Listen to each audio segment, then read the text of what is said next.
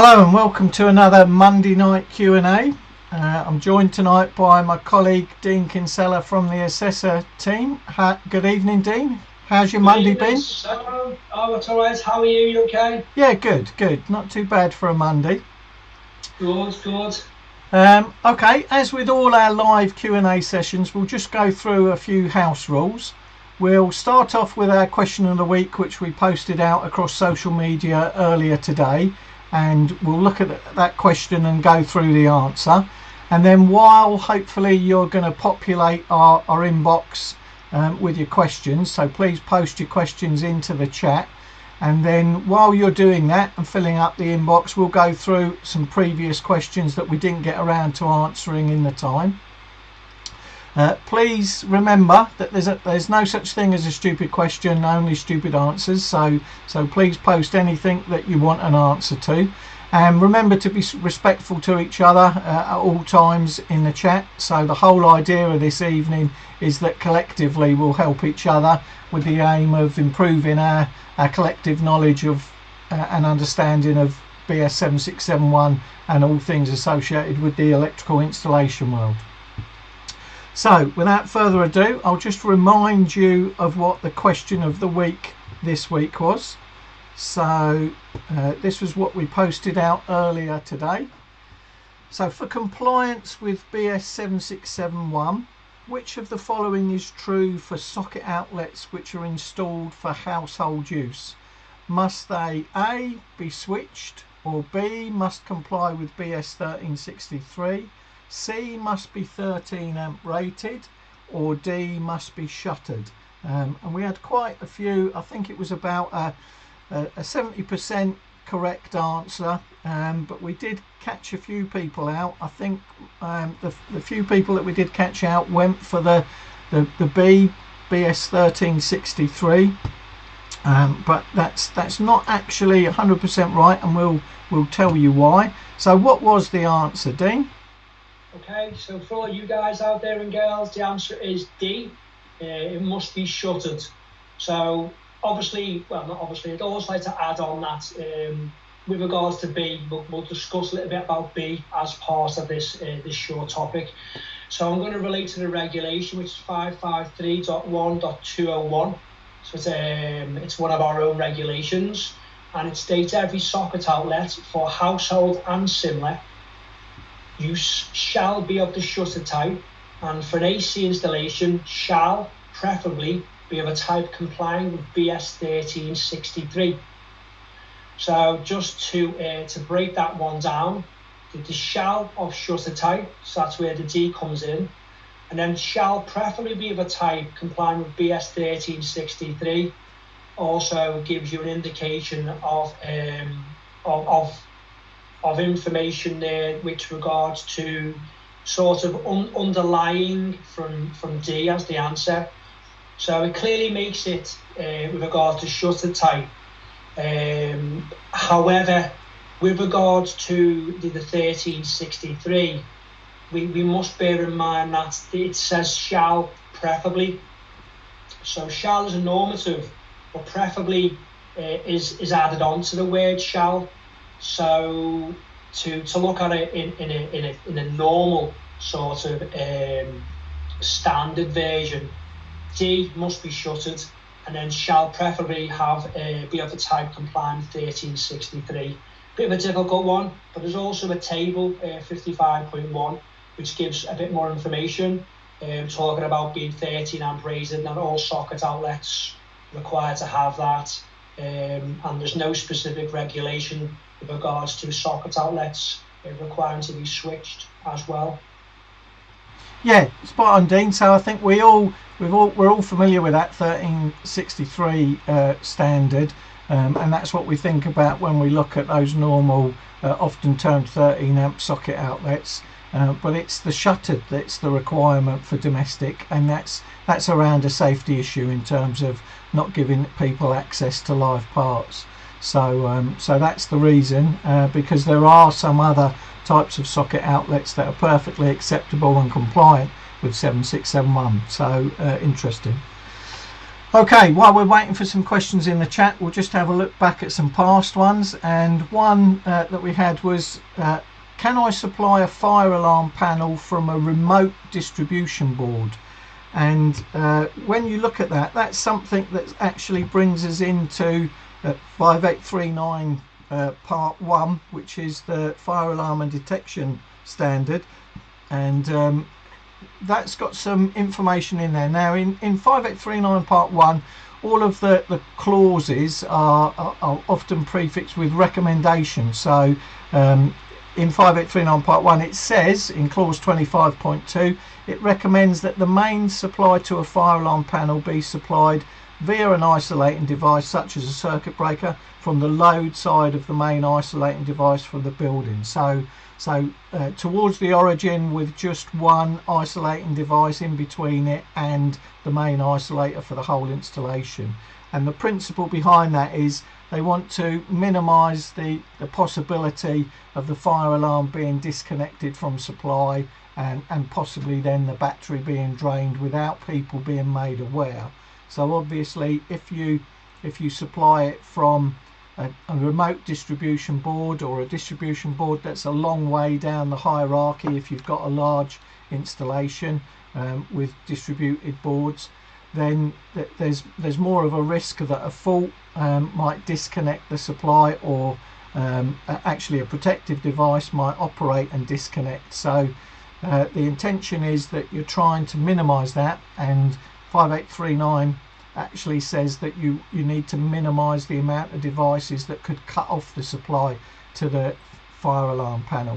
However, it is a recommendation because it does recognize that in certain installations you might have that possibility to do it from a remote board, and it might be more practical.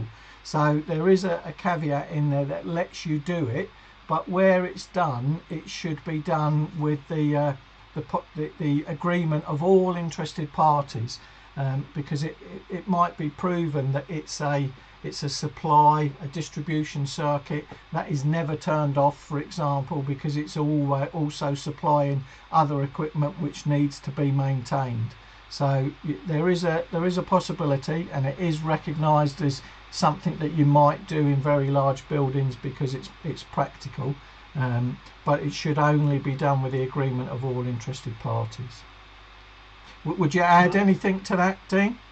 I was just going to say, would it be beneficial with regards with the agreement of all interested parties to have this documented as well? Yeah, absolutely. It's one of those things I think that you would want to get confirmation, and that would be a superb way of ensuring that everybody's in agreement if it's documented and attached then to your installation certificate as to why you've done what you've done. Okay, another question from the pool would be consumer unit heights. Should a domestic consumer unit be installed at a height of 1200 mil from the floor? So this is quite a common one. What's our thoughts on heights for consumer units, Dean? Right, so we're going to move away from BS 7671 in this particular question, Sam. We're going to move more towards the building regulations, in particular Part M. And I'm going to move into a particular reference within Part M, which is going to be 1.18, which talks about services and controls. And in 1.18b, it does make it quite clear consumer units are mounted so that the switches, i.e. let's say your circuit breakers, for example, are between 1350 and 1450 above finished floor level. What I would like to add on to that also is, obviously, if you've got a two-tier board, which they can be purchased from the wholesalers and suppliers, then it would refer to the bottom tier of a double stacked board as well. Yeah, and it's actually, although the distances or the height above the finished floor is specified in Part M, there's also some further guidance in Part P as to why it's different, because our standard accessories, socket outlets, switches, control, does get fitted between that gap of 450mm and 1200 from the floor. And so we do quite often get asked the question, well, why is the consumer unit higher than that if it's all about, Part M's all about accessibility for people with limited reach? And there is an explanatory note in Part P which says the reason it's done, so the reason that the consumer unit is required or recommended at a slightly higher reach is to keep it out of the reach of young children, so that it's not inadvertently operated. So it's clearly stated that's the reason why, whereas all of the other control switches such as light switches would want to be more easily accessible. So it's just a precautionary measure to raise these a little bit higher so that they're out of reach of young children. It's always also worth saying that this information is readily available from our Pocket app guide. So those of you that are familiar with the old Pocket guides that we used to distribute, they were hard copy little cards with very useful information. We've now converted those into a freely downloadable digital app for smartphones, both iPhone and Android. So you can download those, and there's one of the Pocket guides is all about mounting heights for electrical equipment. And overall, the Pocket app actually contains all the previous Pocket guides, and it also contains then some useful calculations. So it's got some smart tools in the app as well. So please, if you haven't already downloaded that, go to your app store and download that. It's freely downloadable, or I should say freely available. Okay, we'll just look at one more while we're waiting for some questions to come into the chat. So another question that we had held over was associated with a minor works. Can I use a minor work certificate to certify work on 2 circuits? Again, another common question. What's our thoughts on that, Dean? Right, so I'm going to jump straight into part 6 of BS 7671 with regulation 644.4.201. It does make it very clear a minor works installation certificate based on a model form may be provided for each circuit that has been added to or altered as an alternative to an electrical installation certificate. Obviously, we are aware that some certification packages do offer the multiple minor works, but this is a non-compliant with BS 7671, so just be mindful of that when you do fill them in. And we as the NIC with our own software, the NIC online certification system, we only use the single circuit minor works for our alterations to existing circuits. So in essence, you shouldn't be. It would come up as a non-conformance to BS 7671. Yeah, absolutely. We often get it asked on the helpline. Well, why does my certificate provided by company XYZ allow me to do multiple circuits? Well, that's really a question for the software provider. But yeah, as Dean quite rightly said, in accordance with 7671, it wouldn't be compliant, and that because that regulation clearly says that a minor work certificate must be provided for each circuit that's been added or altered to. So yeah, non-compliant, not necessarily unsafe in any way, shape or form, but certainly non-compliant with 7671. Yeah. Sam, just to add on to that, is it worth just mentioning to those out there that if you have got multiple circuits that you're doing alterations to, you can put all them details on an electrical installation certificate? Yeah, it's a really good point. And we used to work on the principle that, if you're looking at an installation certificate with its front pages, once you start going past 4 circuits that you're using minor work certificates to certify the information, once you go past 4, you're actually not using any more paper if you actually did it on an installation certificate. So of course, if you, as Dean says, if you use a full installation certificate, you can certify the additions and alterations to as many circuits as you like, all within the same installation. So yeah, that's always another alternative. Okay, we'll pick up some of the questions that have come into the chat. So first one we see is from an engineer saying, I need to install a TT earthing system, so rod, earth conductor and a Type A 100 milliamp delayed RCD. With this being the only work and the 18th Amendment 2, will I now need to ask the client about SPD protection because they've got existing smoke alarms installed? Does this make any difference?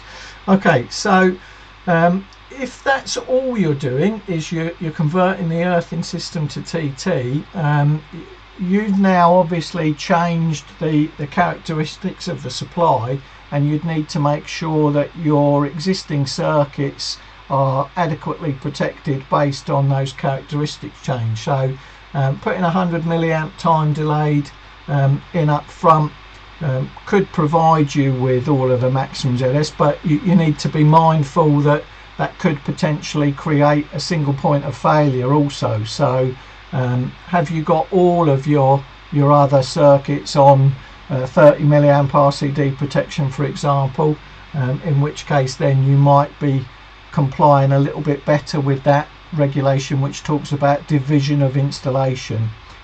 But yeah, you do need to be careful of how you comply with that, because a single RCD up front might provide a single means of a single point of failure or disconnection under fault conditions, and then you would have to question how you're complying with that reg about division of installation.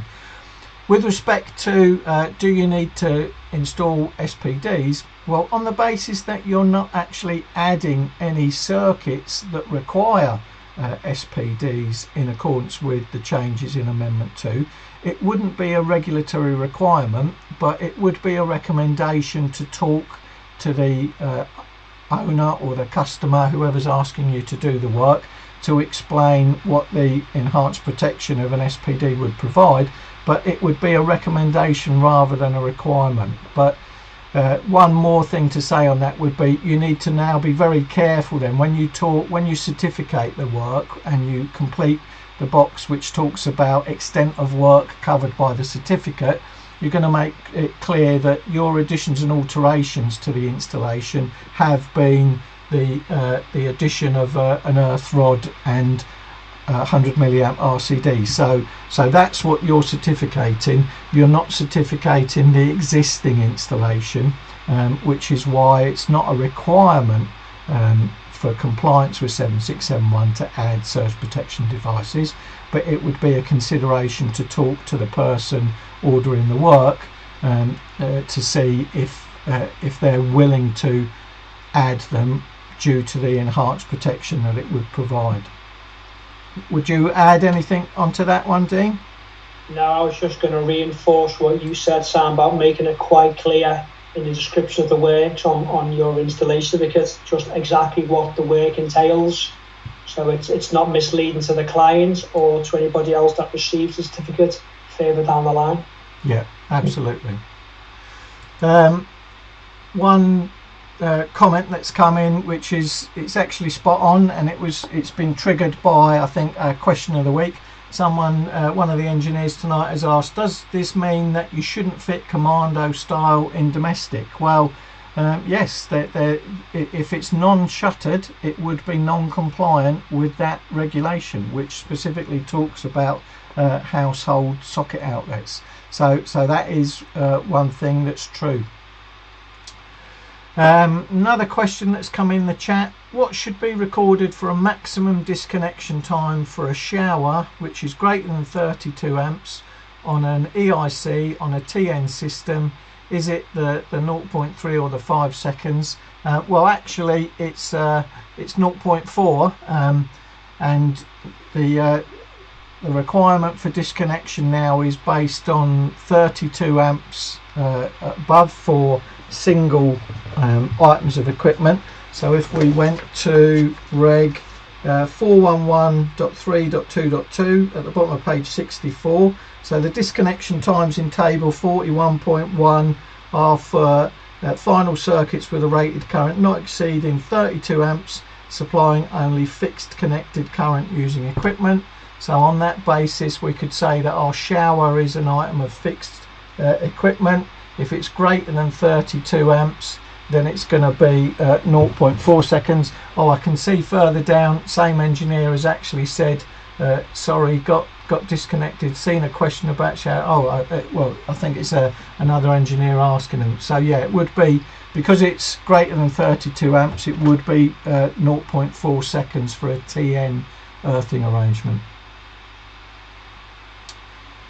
Another question. Hi, what is the earth leakage value per computer? Used to be 1.5 milliamps that you allow for when installing a ring main in a computer suite, and is it a different value for laptops? That's one thing I think that's something that needs to be clarified with the manufacturers, or measured if you've got that opportunity to measure if the devices are already installed. In the past it's ranged from 6 milliamps to, as you say, 1.5 and 2. So I don't think there is a fixed value. There might be some guidance provided out there, but there's certainly nothing in 7671 that gives us a fixed value.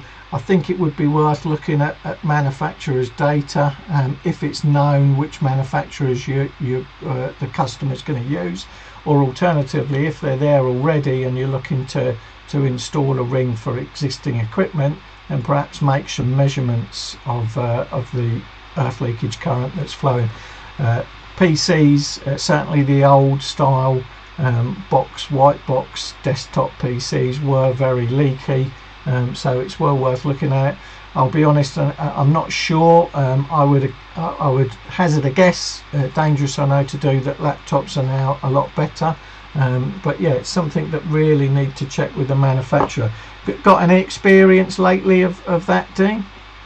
Only a little bit. I was just going to add on, I did a little bit of research a couple of weeks ago because I had a similar discussion with one of my contractors, and we were just had a little look. I know obviously the internet can be a great source of information, but at the same time can be a curse.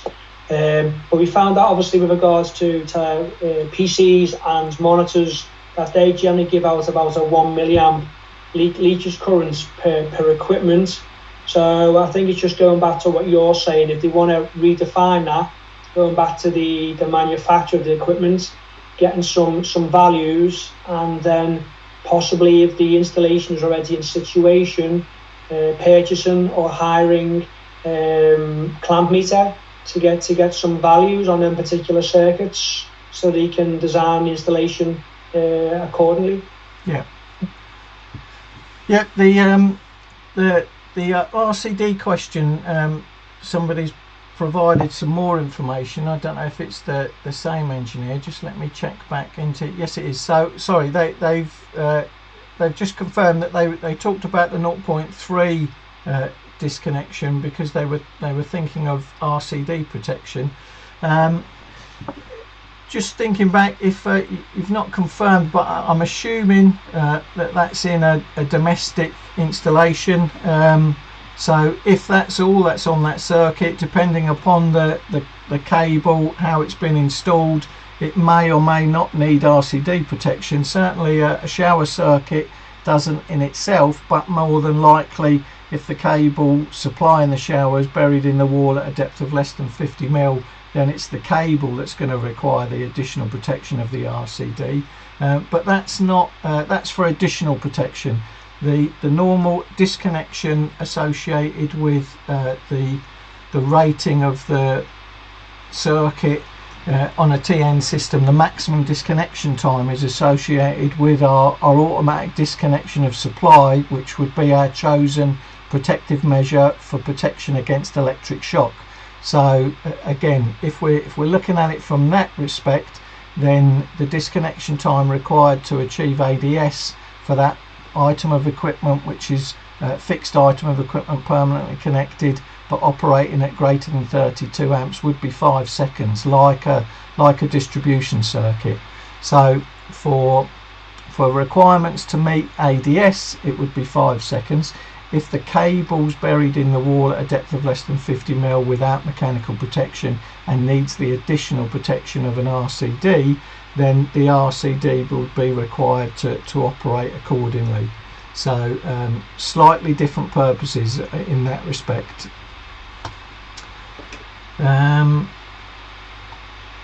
What else have we got? So yeah, somebody there just confirming that a sub-circuit greater than 32 amps is 5 seconds disconnection time. So we'd totally agree with that. And if you look at that, so where a 3-core SWA is terminated into metal trunking, bolted to a DB, does a banjo need to be installed when the armour is not being used as a CPC?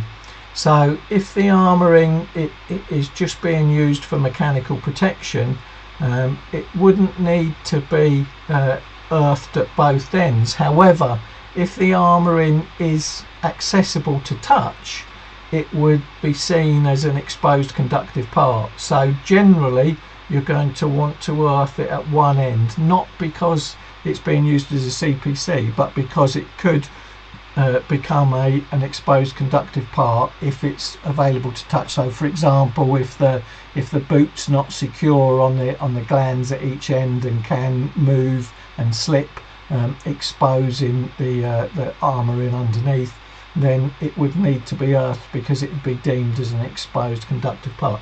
If it's totally enclosed in some form, then if we can say that it's not an exposed conductive part, then strictly speaking it wouldn't need to be earthed at all. So let's just have a check. Where a 3-core SWA is terminated into a metal trunking bolted to a DB, does a banjo need to be installed when the armour is not used as a CPC? Not necessarily, but just from the description there, it's more than likely that your trunking is going to be considered an exposed conductive part if we've got uninsulated conductors inside it, and so the trunking then would need to be earthed, in which case then it would by virtue earth the armouring because they'll have metal to metal contact. Okay, one here that might be a bit wrong. So the earthing, so this might be going back to our earthing question. Let's just have a look. No, different engineer. So the earth in the installation is provided by the supplier. It's TNCS. However, all the submains are earth supplied from the DB as well as TT earthed by means of earthing rod. This is wrong, am I right? There is no such thing as PME, TT hybrid. If we want to keep the submains on TT, the earth from service cable should be disconnected. Well, certainly we shouldn't have accessibility to two different earthing arrangements within the installation, because if they can be simultaneously accessed, then users of that installation are running the risk of becoming the conductor between those two different potentials. So we shouldn't have two different earthing arrangements. So that doesn't sound right if we've got a TNCS supply, but you've got TT earth rods, unless at some point within the installation the TNCS earth has been disconnected, and then further on down the installation is then relying on TT earth. That's acceptable. So yeah, we'd really need to know a little bit more about that, but certainly we shouldn't give people accessibility to two different earthing arrangements, and we can't just combine TT and TNCS, because obviously one is the DNO's earthing arrangement, which we shouldn't tamper with them by putting additional earth rods, unless we've got a requirement to do so, and then they need to generally achieve very low resistance values. So yeah, a little bit more information regarded on that, but yeah, in general there shouldn't be two earthing arrangements in the one installation unless they're deliberately segregated so that there's no possibility of simultaneous contact with the two. Anything else than that? A little bit of a dialogue without a question, really, Dean. Yeah, no, I like the question because it does occur on a regular basis, and I think the key thing that you mentioned, Sam, is that simultaneous contact. It's that element of potential danger that could be provided in the event of an air fault at that given time. So it's down to the contractor, the installer, the designer to check the installation and look for any simultaneous contact and trying to ensure that that's not possible. Yeah. Someone's asked about, going back to the question of the week, if someone wanted a 16 amp C-form socket for a motorhome or similar in a domestic scenario, this wouldn't be allowed under 7671 as the socket wouldn't be shuttered. Well, remember that you can, if it's not shuttered, it wouldn't be compliant with 7671, but we are allowed to have departures if we can verify that they're no less safe than if you had complied.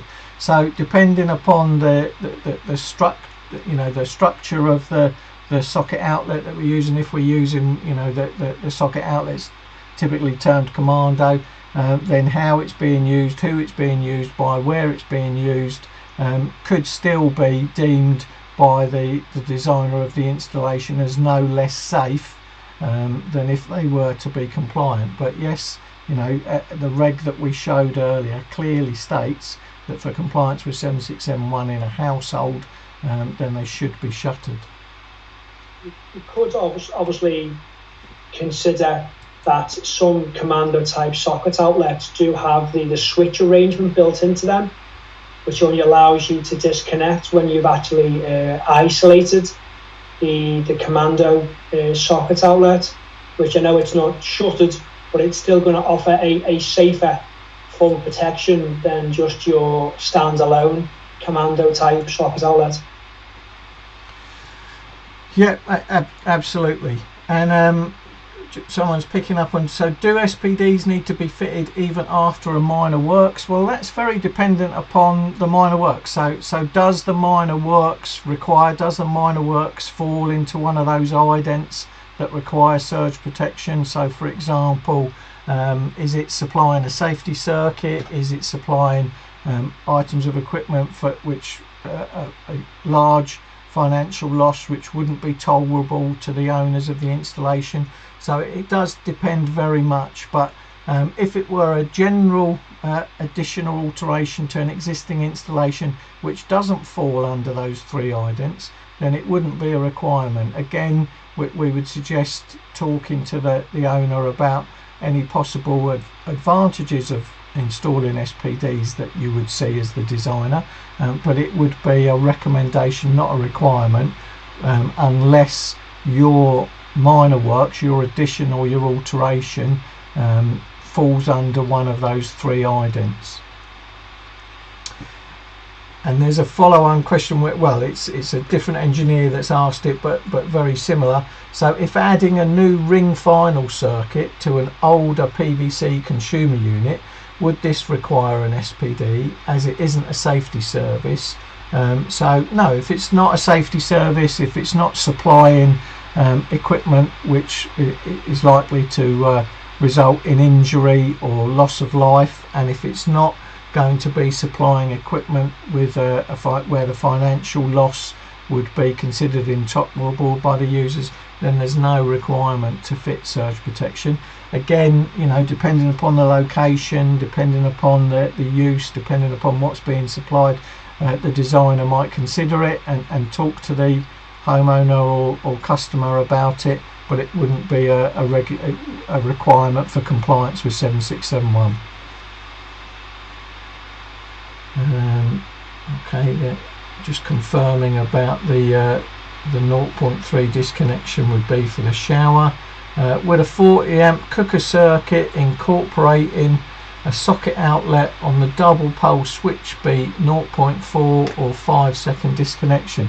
So this is the one where it becomes interesting, because we've actually got two different types of loads connected to the same circuit. So strictly speaking, the 40 amp cooker is an item of fixed equipment greater than 32 amps, so that requires that would be a 5 second disconnection time to achieve ADS requirements, but there's no protection then if we're talking about a cooker control unit with an integral socket outlet. There's no form of overcurrent protection or any kind of protective device built into the cooker control unit, and yet the socket outlet would require 0.4 second disconnect, again if we're talking about a TN situation. So because you've got both things on the same circuit, you're actually your default is to provide both with the required protection. So although the cooker would only require 5 second disconnection, the socket outlet requires 0.4 second disconnection, and you know, unless there's an easier way, the most practical way would be to put them on the same protective device, ensuring that you get 0.4 second disconnection time even though it's not required.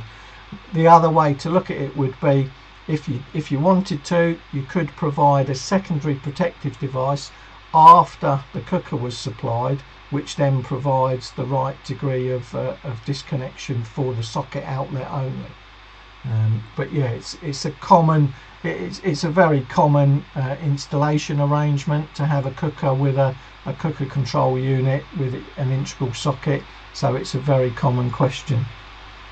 Yeah, it's just interesting because I'm just reading the regulation on that, Sam, and in indent 2 it does say, with regards to the final circuit with a rating current not exceeding, and indent 2 says 32 amp supplying only fixed connected current using equipment, whereas in this situation we've also got the aspect of the socket outlet. Yeah, no, so that's spot on. That's to the 0.4. Yeah, so that would default as to the 0.4 for the whole circuit. No, that's a good point. Okay, let's have a look. So yeah, we've got other people confirming about 5 seconds as above, and then people confirming also surely the cooker would be 0.4 as it incorporates a socket, and yeah, I think the engineer that asked the question believed it confirmed that they also believed it should be 0.4 seconds due to the socket outlet. Another engineer confirming that yeah, it's good practice to earth the SWA at one end. Well, yeah, a requirement if it's actually an exposed conductive part. I think the key in that question was he mentioned about the earth ring that comes with the armoured gland kit. I think he was kind of focusing on whether he should be fitting the actual brass ring or not, or whether it was sufficient not to use it. Was that not what he was leading towards? Well, it was okay just to make sure you've got a sound connection rather than having to use the brass gland to create the sound connection. Okay, yeah, so let's just go back and have a look what the actual wording was, because you might be right. So yeah, rather than relying on the metal to metal contact and the nuts on the gland holding it into the trunking, so let's just have a look what it said. It's just to clear that one up, you know, because there's a conversation going on about it.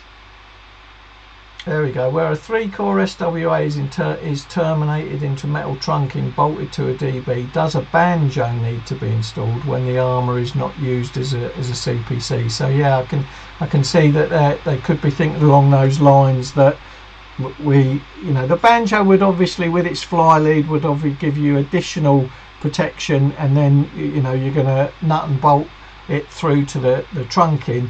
But you've also got the metal to metal connection of the gland itself. So if that gland were to come loose, you may consider the banjo and its associated fly lead to be additional. So it's one of those things, not a requirement if you can prove the metal to metal contact is durable, I think is the phrase that's often used. What would you add to that, Dean? I was just thinking on the lines of the brass gland is there to provide a form of connection for an air fly lead. If you can guarantee you've got a sound connection, I suppose rather than using the traditional brass gland, the earth ring, you could use the modern one with the Allen key termination built into it, which has the facility to have a fly lead coming off it. But going back to the actual earth ring itself, it's guaranteeing that durable connection. and making sure that obviously you've cleaned off any subsequent top layers to expose the actual metal. I mean, most trunking is not painted anyway. I'm thinking more along the lines of a fuse board.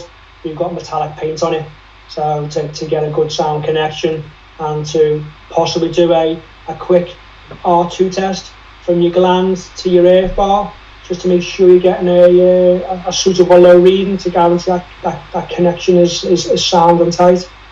Yeah, absolutely.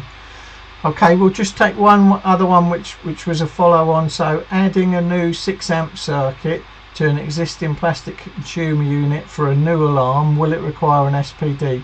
So if we're talking about a fire alarm, so that would be considered a safety service, and therefore in compliance with Amendment 2, that safety service would require over voltage protection in the form of a surge protection device. So yes. One last one. So I'm still working on an electrical installation that was designed to BS 7671 2018 Amendment 1 2020. To which version of the regulation should I inspect, test and certificate the installation?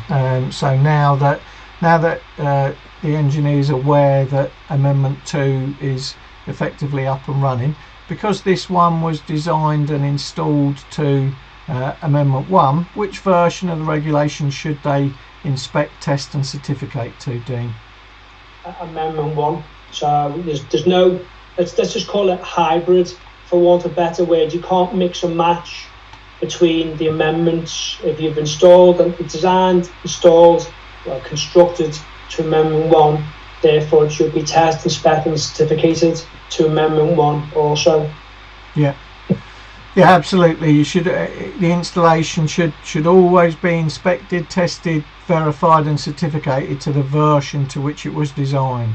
So not the current version, but the version to which it was designed, and then you use the appropriate certificate which confirms in the declaration section to which version of 7671 you've designed, installed, tested and inspected. It's a very good question, Sam, at this particular time when we're going through this period where there are jobs that have been designed, agreed to a previous standard, that the contractor is going to be a little bit sort of unaware, confused about which way they go with it. I would say if they are unsure, recommend to give yourselves a call on the helpline just to clear that one up. But I think what we said tonight should make it quite clear anyway. Yeah, absolutely. And the engineers just come back in to confirm that, sorry, it was a burglar alarm system they were adding, not a fire alarm. So in which case, he's playing with us, Sam. In which case, then it's not a regulatory requirement for compliance with 7671 to provide over voltage protection, unless of course the alarm is associated with something which has got a high value, which would be seen as an intolerable loss if it were lost. Okay, once again vastly run out of time, so just before we disappear, I want to let you know about some things that are coming up. We've got one last webinar this year before we terminate the Wire series for 2022. So the final one of the year will be on Wednesday week, that's the 7th of December, and it will be an introduction to prosuming installations. So if that's of interest to you, please go onto our website and register for that. You'll also find in the same area on the website there are over 35 other Wire webinars from previous events that you can now watch on demand. Please also do keep in touch with us on our social media channels, so we'll continue to push out the question of the week with its answers following on as well. And also, if you haven't downloaded the Pocket Guide, then please do so. We've had some really good feedback at people finding it very useful, and it's free, so download it and give it a try. other than that, just a reminder there, we'll be back with another Q&A in a fortnight, which will be the 12th of December, and that wire webinar on the 7th. Anything else that you'd like to add at the end there, Dean? I'd just like to thank the audience for putting time aside this evening to participate in this live Q&A. We do welcome you along as often as you guys want us to be here. We will be here. Keep the questions and answers coming in. Keep up the good work, and keep safe. Yeah, absolutely. And I was expecting it would just be me and Dean talking to each other with the football on tonight and everything. So it's thank you very much. Some great questions that have come in. I do apologise if we didn't get to answer your question, but we'll pick them all up and roll them out next time when we're starting off the next Q&A event. So thank you very much for your time. It's really appreciated. And sign up for the webinar, and hopefully we'll see you again. Thank you. One last thing, Sam, as you always say, there's no such thing as a stupid question. No, absolutely. And every day is a school day in this industry. You'll always find something. Somebody will tell you a little nugget of information. We can never say that we've got it all, that we know everything we need now, we've read everything we're signed, because there'll always be something new coming along and happening, which is one of the things, although some people might think it's frustrating, it's also, I think, one of the things that gets our sort of geek engineering gene revved up all the time, that we want to know about that new thing and we want to learn, and we're in a great industry with respect to that. So yeah. Thank you very much, and we'll see you again soon. Yeah, take care, be safe. Thank you very much.